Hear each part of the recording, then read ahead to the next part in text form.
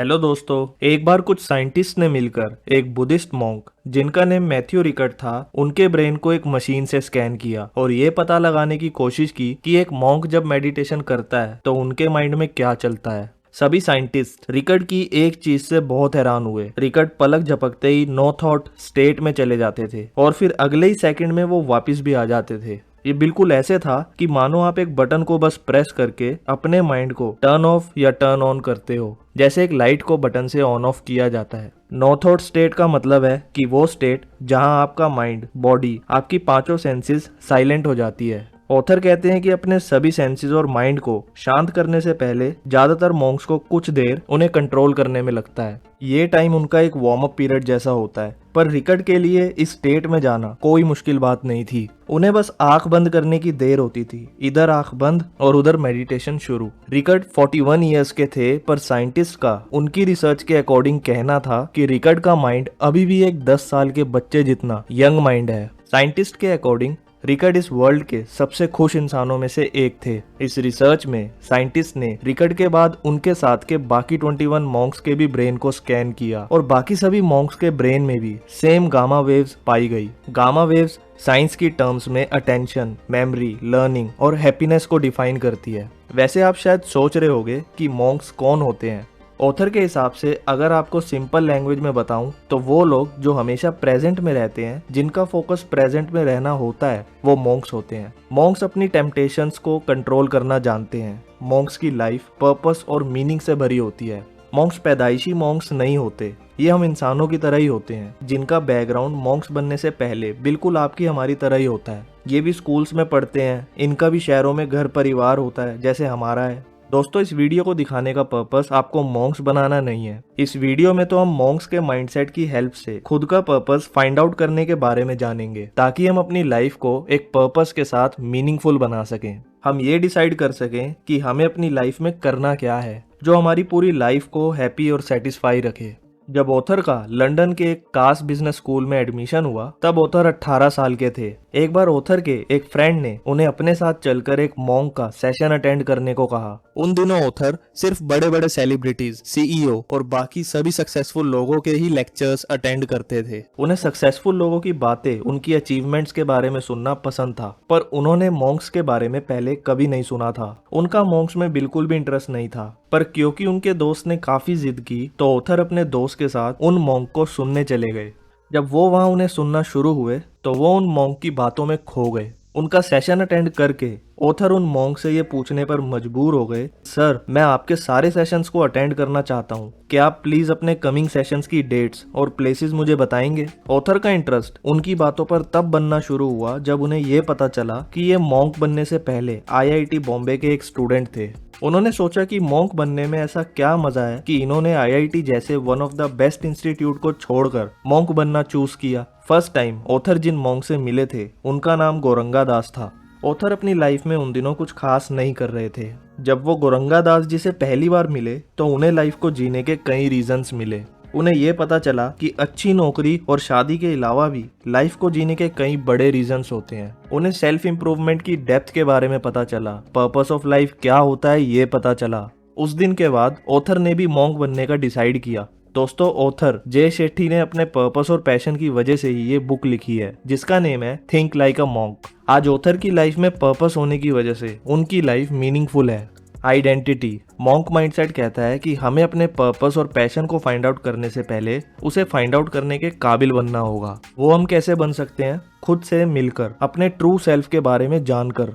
हमारी true identity society और media की डिस्ट्रैक्शंस में कहीं छिपी हुई है। हमारी सोच हमेशा ये रहती है कि सोसाइटी मेरे बारे में क्या सोचती होगी। आपसे अगर कोई पूछे कि आप कौन हैं, तो शायद आपके मुंह से पहले आपका नाम और फिर आपका काम ही निकले। एग्जाम्पल, मेरा नाम परकीत है, मैं एक यूट्यूबर हूँ। दोस्तों, ये हमारा प्रोफेशन हो सकता है, पर ये हमारी सेल्फ इमेज नहीं है। हम अक्सर दूसरों को इम्प्रेस करने के लिए कई फेक चीजों को करने लगते हैं। अगर हमें कहीं लगता है कि कोई हमारी लुक्स को जज कर रहा है तो अगले ही दिन हम अपने अपीयरेंस को बदलने लगते हैं। जब हम किसी से इंस्पायर होकर उसकी तरह बोलना, चलना, मतलब उसके स्टाइल को कॉपी करने लगते हैं, अपनी सेल्फ इमेज को छोड़कर किसी और की तरह बनने की कोशिश करते हैं, तो उसे मेथड एक्टिंग कहते हैं, जो शॉर्ट टर्म में शायद फायदा दे पर लॉन्ग टर्म में वो हमारे लिए एक प्रॉब्लम बन सकती है। गोरंगा दास जी के सेशन अटेंड करके ऑथर अपने कॉलेज के हर समर्स लंदन में फाइनेंस जॉब की इंटर्नशिप करते थे और साल के बाकी दिनों में वो मुंबई के एक आश्रम में जाकर मॉन्क से ट्रेनिंग लेते थे।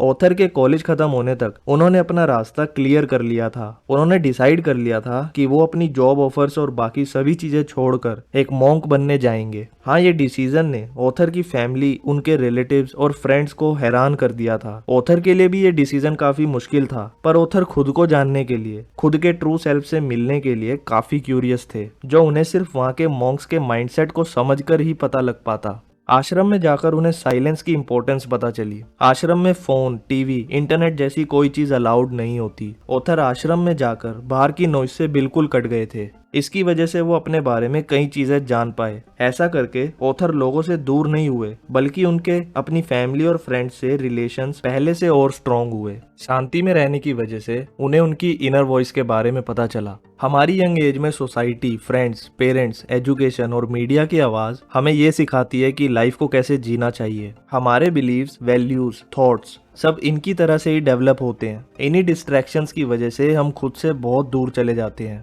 ऑथर कहते हैं कि अगर हमें अपनी लाइफ को सच में एक मीनिंगफुल लाइफ बनाना है तो हमें सबसे पहले बाहर की आवाज़ों को फिल्टर करना होगा और एक मॉन्क माइंडसेट डेवलप करना होगा। ऑथर मॉन्क बनने के शुरुआती दिनों में ये बहुत अच्छे से समझ गए थे कि हमारा माइंड जिनसे इम्प्रेस होता है वही हमारी वैल्यूज बनती हैं। जैसे अगर आपने अभी अपनी फेवरेट मूवी देखी हो तो आपका माइंड कहेगा कि मुझे भी इस हीरो की तरह बनना है। अगर अपना फेवरेट म्यूजिक सुना हो तो आपका माइंड कहेगा कि मुझे भी लाइफ में यही फील करना है जो इस म्यूजिक की लिरिक्स में सिंगर कह रहा है। अगर किसी की सक्सेस के बारे में यूट्यूब पर कुछ मिनट देख लें तो हमारा माइंड कहेगा यार यही तो चाहिए था, मैं भी इसकी तरह 25 से पहले अपनी लाइफ सेट कर दूंगा। ऑथर अपने मॉन्क पर्सपेक्टिव से कहते हैं कि ये सब सिर्फ आपके माइंड के लिए एक नॉइस है जो आपको आपकी ट्रू आइडेंटिटी से और दूर ले जा रहा है। एक मॉन्क अपना ज्यादातर समय शांति में बिताना पसंद करता है, क्योंकि साइलेंस में हमारा माइंड सोचता है, ऑब्जर्व करता है, इवेलुएट करता है और डिसीजंस भी लेता है। साइलेंस में हमारा माइंड स्ट्रांग होता है। पर यह सब की शुरुआत आपकी एक्सटर्नल नॉइज को बंद किए बिना नहीं हो सकती। ऑथर कहते हैं कि अगर हमें खुद को पहचानना है कि हम एक्चुअल में कौन है, अपने पर्पस को फाइंड आउट करना है, तो हमें डेली कुछ समय साइलेंस को फील करना होगा। हमें डेली शांति में बैठना होगा और सिर्फ ऑब्जर्व करना होगा कि हमारे माइंड में किस तरह के थॉट्स चल रहे हैं। पर्पस। आश्रम में ऑथर ने कई ऐसी एक्टिविटीज की जिन्हें वो लंदन में अपने घर शायद कभी नहीं करते। उन्होंने वहाँ कुकिंग, क्लीनिंग, गार्डनिंग, काउस की caring, meditation, study, praying, teaching और कई तरह की डिफरेंट एक्टिविटीज की। इन एक्टिविटीज की वजह से ऑथर अपनी वीकनेस और स्ट्रेंथ्स को जान पा रहे थे। वो उन्हें एक्सप्लोर कर रहे थे। आश्रम में ऑथर ने धर्म के बारे में जाना। धर्म एक संस्कृत वर्ड है जिसे एक शब्द में डिफाइन करना थोड़ा मुश्किल है, तो ऑथर धर्म को इस बुक में अपनी डेफिनेशन में बताते हैं। खुद को पहचान कर अपनी लाइफ को मीनिंगफुल बनाना। ऑथर कहते हैं कि धर्म दो वर्ड्स का कॉम्बिनेशन है। नंबर 1 वर्ण एंड नंबर 2 सेवा। वर्ण का भी क्लियर मीनिंग एक वर्ड में डिफाइन करना थोड़ा मुश्किल है। ऑथर वर्ण को समझाते हैं हमारा पैशन और स्किल्स, और सेवा का मतलब है लोगों की जरूरतें समझना और बिना किसी लालच या मतलब के उनकी हेल्प करना। दोनों वर्ड्स का कॉम्बिनेशन हुआ धर्म, मतलब कि अपने पैशन और स्किल से लोगों की हेल्प करना, जैसे ऑथर अभी इस बुक से कर भी रहे हैं। दोस्तों, जब हम अपनी लाइफ को अपने धर्म के अकॉर्डिंग जीते हैं, अपनी एबिलिटीज, अपनी शक्तियों से लोगों की हेल्प करते हैं, तो हमें लाइफ में सेटिस्फेक्शन मिलता है।